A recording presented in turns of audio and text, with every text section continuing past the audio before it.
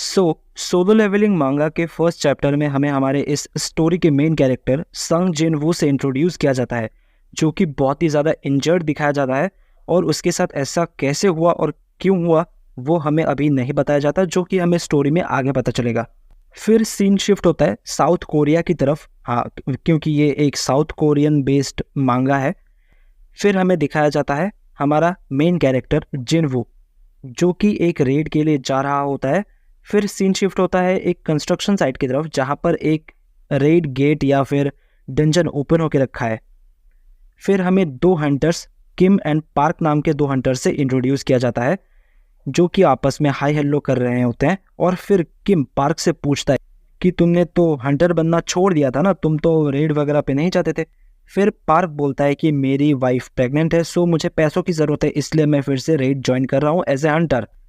फिर पार्क बोलता है कि उससे रेड्स पे गए हुए बहुत ही ज़्यादा समय हो चुका है, जिस वजह से वो बहुत ही ज़्यादा नर्वस फील कर रहा है। और वैसे भी वो पहले से ही बहुत ज़्यादा स्किल्ड नहीं है, और अब इतना वक्त भी हो चुका है कि वो किसी रेड पे गया था, तो इसीलिए वो और भी ज़्यादा डर फील कर रहा है।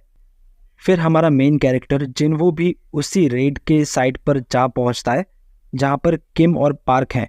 फिर किम को जिनवू दिखता है और किम जिनवू को हेलो बोलता है, यानी कि गुड मॉर्निंग वगैरह बोलता है। और साइड पर जो दूसरे हंटर्स भी थे वो भी जिनवू को देखकर उससे हाय हेलो बोलने लगते हैं। फिर पार्क किम से पूछता है कि ये बहुत ही ज़्यादा पावरफुल हंटर है, सभी इससे इतनी अच्छे से बात कर रहे हैं और हाय हेलो बोल रहे हैं। फिर किम पार्क से बोलता है कि नहीं, ये उसका बिल्कुल ही ऑपोजिट है, ये स्ट्रॉन्गेस्ट तो नहीं है, बट मैनकाइंड का सबसे वीकेस्ट हंटर कहलाता है। और ये सब बातें करते हुए जिनवू उन दोनों को सुन लेता है, और वो भी बोलता है कि हाँ, मुझे सब लोग मैनकाइंड का सबसे वीकेस्ट हंटर बुलाते हैं मेरे पीठ पीछे। फिर पार्क किम से बोलता है कि अगर ये इस रेड में है, दैट मीन्स ये रेड बहुत ही ज़्यादा आसान होने वाली है। फिर हमें जूही नाम की एक दूसरी हंटर से इंट्रोड्यूस किया जाता है, जो कि आते ही जिनवू पर चिल्ला रही है, जिनवू को डांट रही है। वो जिनवू पर इसलिए चिल्ला रही होती है क्योंकि जिनवू को फिर से चोट लगी है, और वो पूछती है कि तुमको फिर से चोट कैसे लग गई। और फिर जिनवू बोलता है कि मैं तो हॉस्पिटल में भी था। फिर वो पूछती है कि क्या तुम हॉस्पिटल में भी जा चुके हो। इन सब बातों से हमें ये तो पता चल जाता है कि जिनवू पाके में बहुत ही ज़्यादा वीक हंटर है। फिर हमें सॉन्ग नाम का एक हंटर दिखाया जाता है, जो कि आज के इस रेड को लीड करने के लिए ऑफर करता है सभी को, और सभी खुशी खुशी उस ऑफर को एक्सेप्ट भी कर देते हैं, क्योंकि उन सबको सॉन्ग के पावर पर बहुत ही ज़्यादा भरोसा है कि वो बहुत ही ज़्यादा स्ट्रांग है उन सब में से। फिर किम जिनवू से बोलता है कि जिनवू, तुम मेरे पीछे ही रहना ताकि तुम्हें फिर से चोट ना लग जाए। एंड देन सभी एक एक करके गेट के अंदर चले जाते हैं, and then at the last Jinwoo भी इस डंजन में एंटर कर जाता है। और हाँ, इस मांगा में हंटर्स के डिफरेंट क्लासेस भी, यानी कि रैंक भी हैं, जो कि है S rank, A rank, B rank, D rank and E rank. और डिफरेंट टाइप्स के गेट भी हैं, उनके भी रैंक होते हैं, जो कि हमें आगे पता चलेगा। फिर हमें डंजन के अंदर का सीन दिखाया जाता है, जहाँ पर हम देखते हैं कि जिनवू डंजन के अंदर जाते ही इंजर्ड हो चुका है, एंड देन जूही उसको हील कर रही होती है। एंड वो जिनवू से बोलती है कि अगर तुम ऐसे ही रेड्स में पार्टिसिपेट करते रहे, देन ज़्यादा समय नहीं लगेगा कि तुम डेड हो जाओगे, यानी कि मारे जाओगे। फिर जूही जिनवू से पूछती है कि जिनवू, क्या तुम्हारे पास कोई ऐसा रीज़न है जिसकी वजह से कि तुम इतने इंजर्ड होने के बाद भी रेड्स पे जाना नहीं छोड़ पा रहे हो। जिसके आंसर में जिनवू बोलता है कि रेड्स वगैरह पे जाना मेरा एक हॉबी है, मेरे पास वैसा कोई रीज़न नहीं है जिसकी वजह से मैं रेड्स पे जाता हूँ या फिर ऐसा कुछ। एंड देन जिनवू मन ही मन में सोचने लगा कि अगर वो जूही को अपने सर्कमस्टेंसेस, यानी कि जिस रीजंस की वजह से वो रेड्स पे जा रहा है इतनी ज़्यादा इंजर्ड होने के बाद भी, तो जूही उसको बस एक पथेटिक लूजर ही समझेगी, इसलिए उसने उसे कुछ बताया नहीं। फिर हमें सॉन्ग को दिखाया जाता है, जो कि बोल रहा होता है कि जब हम एक बीस्ट को डिफीट करते हैं, फिर हमें उनमें से एक एसेंस स्टोन निकलता है, और ये एसेंस स्टोन्स बहुत ही ज़्यादा कीमती भी होते हैं, जिससे कि मतलब आजकल के इकोनॉमी इफेक्ट होते हैं। फिर जिनवू को दिखाया जाता है, जो कि मन ही मन में सोच रहा होता है कि मैं इतना ज़्यादा इंजर्ड होने के बाद भी मुझे उस बदले में क्या मिलता है, सिर्फ एक ई रैंक एसेंस स्टोन, जिसकी कीमत भी बहुत ज़्यादा नहीं है, क्योंकि एसेंस स्टोन्स में भी डिफरेंट टाइप के रैंक्स होते हैं। जितना ज़्यादा रैंक हायर उतना ज़्यादा ही वो कीमती होता है। फिर पीछे से एक दूसरा हंटर बोलता है कि गाइस इधर आओ, यहाँ पर एक और एंट्रेंस है। फिर सभी लोग उस एंट्रेंस के सामने जाकर खड़े हो जाते हैं और बोलते हैं कि ये तो एक डबल डंजन है। और सॉन्ग इसको देखकर बोलता है कि क्या सच में डबल डंजन्स एग्जिस्ट भी करते हैं। और फिर सभी आपस में डिस्कस करने लगते हैं कि क्या हमें इस डबल डंजन के अंदर जाना चाहिए या फिर और पावरफुल हंटर्स को इन्फॉर्म करना चाहिए या फिर हंटर्स एसोसिएशन को इन्फॉर्म करना चाहिए, ताकि वो लोग इस डबल डंजन को क्लियर कर सकें। क्योंकि एक और बात है, अगर ये लोग एक हफ्ते के अंदर अंदर इस डंजन को क्लियर नहीं करते हैं तो फिर एक डंजन ब्रेक हो जाएगा और डंजन के अंदर के सारे बीस्ट बाहर आ जाएंगे और बहुत ही ज़्यादा परेशानी हो जाएगी। तुम लोग तो समझ ही सकते हो। फिर सभी लोग आखिर में डिसाइड करते हैं कि चलो हम लोग ही इस डबल डंजन को क्लियर करते हैं, जिससे कि हमें थोड़ा सा और ज़्यादा एसेंस स्टोन्स मिल जाएंगे और हमें थोड़ा सा और ज़्यादा प्रॉफिट हो जाएगा। यानी कि समझ ही सकते हो, लालच के चक्कर में ये लोग डबल डंजन के अंदर जा रहे हैं। और फिर हमें दिखाया जाता है कि जिन्वू इन रेड्स पे ज़बरदस्ती क्यों जा रहा है इतना ज़्यादा इंजर्ड होने के बाद भी, क्योंकि उसकी मदर हॉस्पिटल में है और उनकी कंडीशन बहुत ही ज़्यादा ख़राब है, जिस वजह से वो इन रेड्स पे जा रहा है अपने लाइफ को रिस्क पे रख के। सभी हंटर्स पिछले 40 मिनट से चल रहे होते हैं, लेकिन फिर भी उन्हें अभी तक कोई भी बीस्ट या फिर कोई भी मॉन्स्टर टाइप का चीज़ नहीं दिखा है और वो लोग डंजन के और ज़्यादा डीप में चले ही जा रहे होते हैं। फिर वो लोग चलते चलते बॉस के चैम्बर तक पहुंच जाते हैं, जहां पर इस डंजन का बॉस रहता है। फिर हमें किम को दिखाया जाता है, जो कि मन ही मन में सोच रहा होता है कि ये जगह बहुत ही ज़्यादा डेंजरस है। मुझे अंदर से ऐसा फील हो रहा है कि ये जगह बहुत ही ज़्यादा डेंजरस है और हमें यहाँ पर नहीं आना चाहिए था। बट फिर भी सॉन्ग, जो कि इस रेड टीम को लीड कर रहा था, वो गेट को ओपन कर देता है इस डंजन के एंड देन सभी अंदर चले जाते हैं। अंदर जाते ही डंजन में ब्लू कलर के फ्लेम्स जलने लगते हैं एंड डंजन के चारों तरफ हमें बहुत सारे स्टैचूज दिखाए जाते हैं जिनके हाथों में की वेपन्स हैं। और फिर हमें डंजन के सीधे सीधे एक स्टैचू दिखाया जाता है, जो कि होता है इस डंजन का बॉस। लेकिन वो भी एक स्टैचू ही है, जिस वजह से ये हंटर्स सोच रहे होते हैं कि क्या यहाँ पर कोई बॉस है नहीं। फिर वहीं पर एक दूसरे स्टैचू के हाथों में एक इंस्क्रिप्शन है, जहाँ पर कुछ इंस्ट्रक्शंस लिखे हुए हैं इस डंजन के, यानी कि इस डंजन के कुछ अलग रूल्स एग्जिस्ट करते हैं जो कि वहाँ पर लिखे हुए होते हैं। फर्स्ट, दो शेल वर्शिप द गॉड। 2, दो शेल प्रेज गॉड। एंड 3, दो शेल प्रूव देयर फेथ।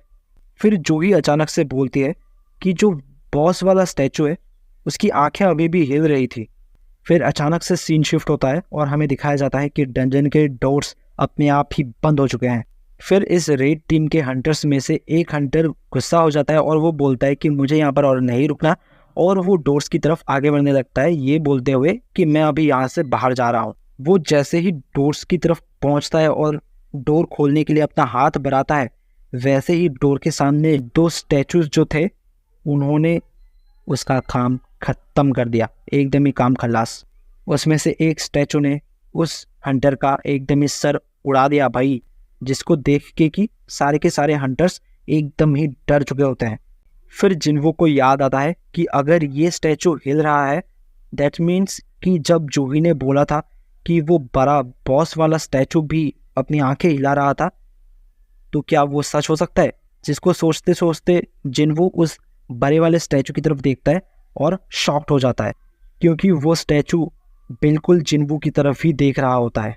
फिर सभी लोगों में अफरा तफरी मच जाती है, सभी लोग बहुत ही ज़्यादा डर जाते हैं। वो सभी लोग टेंशन में है कि ये स्टैचूज तो हिलते भी हैं। अब ये लोग सोच रहे हैं कि हम तो यहाँ पर फंस चुके हैं, अब हम क्या करें।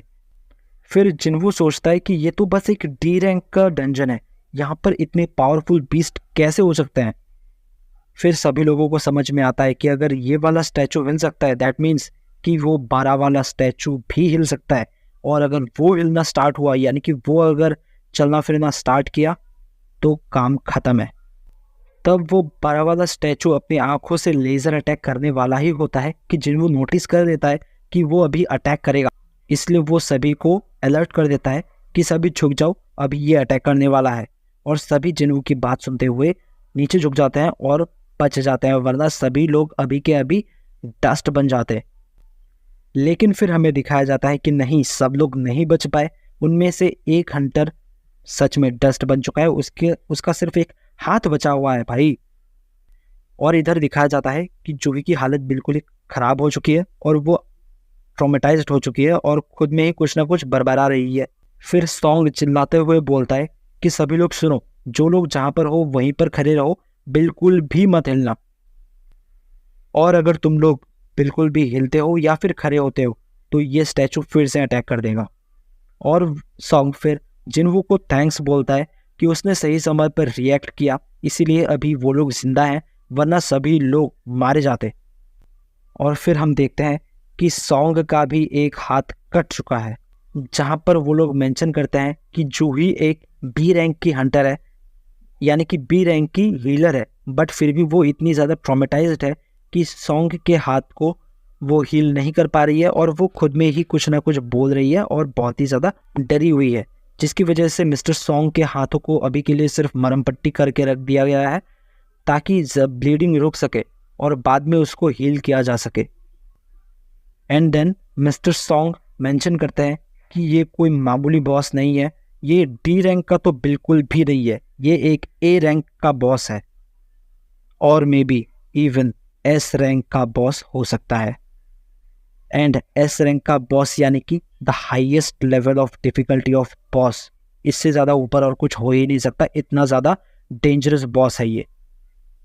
फिर सभी लोग याद करने लगते हैं जो कि इंस्ट्रक्शंस यानी कि रूल्स जो लिखे हुए थे, उसमें जो गॉड लिखा हुआ था उसका मतलब इसी बड़े वाले स्टैचू से था। फिर अगले चैप्टर में हमें गेट्स यानी कि डंजन्स के बारे में थोड़ी बहुत इन्फॉर्मेशन दी जाती है, जो कि एक टाइप के पोर्टल्स हैं जो कि इंसानों के यानी कि ह्यूमंस के वर्ल्ड को एक दूसरे डायमेंशन से कनेक्ट करते हैं। और जब से ये गेट्स ह्यूमन वर्ल्ड में अपीयर होना शुरू हुआ है बहुत सालों पहले से, बहुत सारे ऐसे इनएक्सप्लेनेबल इवेंट्स भी हो रहे हैं, जैसे कि बहुत सारे ह्यूमंस जो कि हंटर्स कहलाते हैं या फिर अवेकेंड बीइंग्स, उनमें डिफरेंट टाइप्स ऑफ पावर्स देखने लगे। अवेकेंड बीइंग्स वो हैं जिनके पास की परमानेंट पावर्स है आफ्टर अवेकनिंग, और वो पावर्स नॉर्मल ह्यूमन के स्ट्रेंथ से या फिर किसी भी चीज़ से बहुत ही ज़्यादा डेंजरस है। फिर जिन्वू बोलता है कि मैं किसी नॉर्मल इंसान से थोड़ा ही बहुत स्ट्रांग हूँ even after becoming a awakened being. फिर सीन शिफ्ट होता है एंड जिन्वू मिस्टर सॉन्ग से पूछ रहा होता है कि क्या आप इस इंजरी में भी ठीक हैं। और फिर हमें बाकी के हंटर्स दिखाए जाते हैं जो कि बहुत ही ज़्यादा ट्रॉमेटाइज्ड हैं और पैनिक कर रहे हैं।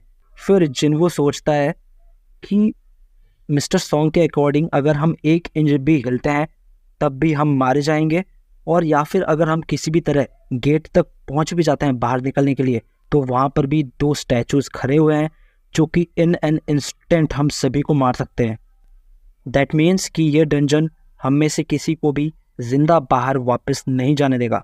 फिर इन हंटर्स में से एक हंटर उठता है और बोलता है कि नहीं, मैं ऐसे यहाँ पर तो नहीं मर सकता, और वो डोर की तरफ भागना स्टार्ट कर देता है। एंड देन वो बड़ा वाला स्टैचू फिर से अपनी आंखों से लेज़र अटैक करके उसको भी डस्ट बना देता है। फिर जिन्वू मिस्टर सॉन्ग से पूछता है कि ये स्टैचूज चाहें तो हमें अभी के अभी मार सकते हैं, पर फिर भी वो हमें अभी तक मार क्यों नहीं रहे हैं? अगर हम ऐसे ही बैठे हैं तो वो हमें बिल्कुल भी नहीं मार रहे हैं। फिर जिन्वू को याद आता है कि इस डंजन के कुछ सर्टेन रूल्स हैं जो कि इनको फॉलो करना होगा। एंड देन जिन्वू खड़ा होने लगता है, जिस पर मिस्टर सॉन्ग उससे पूछते हैं कि आखिर तुम क्या कर रहे हो, मरना चाहते हो क्या? फिर जिन्वू मिस्टर सॉन्ग से बोलता है कि नहीं, अगर हमें यहाँ से जिंदा बाहर निकलना है तो इन रूल्स को फॉलो करके ही निकलना पड़ेगा। फिर जिन्वू सभी हंटर्स से बोलता है कि एवरीवन बाउ towards the statue of God. फिर सभी लोग जिन्वू पर चिल्लाने लगते हैं कि क्या तुम पागल हो चुके हो, जो चीज़ हमें मार रही है हम उसी के सामने अपना सर झुकाएं। फिर जिन्वू उनको बोलता है कि नहीं, ये यहाँ का रूल है, इस डंजन का रूल है, अगर तुम लोग इस डंजन के रूल्स को फॉलो नहीं करोगे तो वैसे भी मारे जाओगे। एंड देन जिन्वू इस स्टैचू के सामने बाव करता है, जिसको देखकर बाकी सब भी इस स्टैचू के सामने अपना सर झुकाते हैं।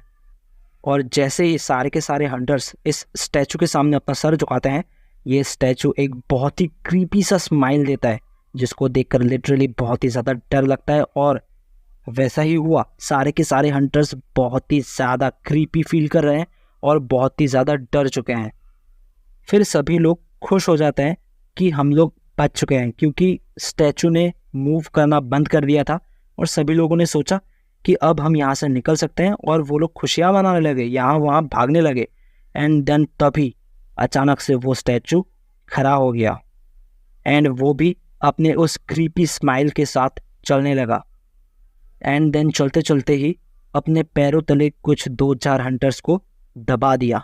एंड देन उनमें से एक हंटर निकल के आया, जो कि बोलता है अगर हमें इस गॉड को वर्शिप करना है देन मुझे करने दो, I am an expert in this. बोल के वो गॉड को वर्शिप करने लगा, यानी कि इस स्टैचू को वर्शिप करने लगा। बट इससे कोई भी काम नहीं बन रहा, क्योंकि ये इस गॉड पे ये सारे वर्शिप काम नहीं करते। इस गॉड के लिए वर्शिप कुछ अलग ही है, जो कि हमें अभी तक पता नहीं है। चलो आगे देखते हैं। एज ये सब वर्शिप इस स्टैचू यानी कि गॉड पे अप्लाई नहीं होते हैं, तो इस स्टैचू ने उस वर्शिप कर रहे हंटर को भी मार दिया पैरों तले दबाकर, जिसे देखकर सारे के सारे हंटर्स में फिर से टेंशन बढ़ जाती है। वो लोग फिर से पैनिक करने लगते हैं। अभी ये वर्शिप करने वाला हंटर भी मर चुका है। सभी के सभी हंटर सभी पैनिक कर रहे हैं। वो लोग वहाँ पर कैद है, बाहर नहीं निकल पा रहे हैं। तो ये चैप्टर भी यहीं पर ख़त्म होता है और ये वीडियो भी। तो हम अगली वीडियो में देखेंगे कि आगे क्या होता है, ये हंटर्स यहाँ से कैसे बचकर निकलते हैं या फिर क्या सब होता है, हम लोग अगली वाली वीडियो में देखेंगे। सो अगर तुम लोग को ये वाली वीडियो पसंद आई हो, please like the video, subscribe the channel and अगली वीडियो को भी ज़रूर से देखना।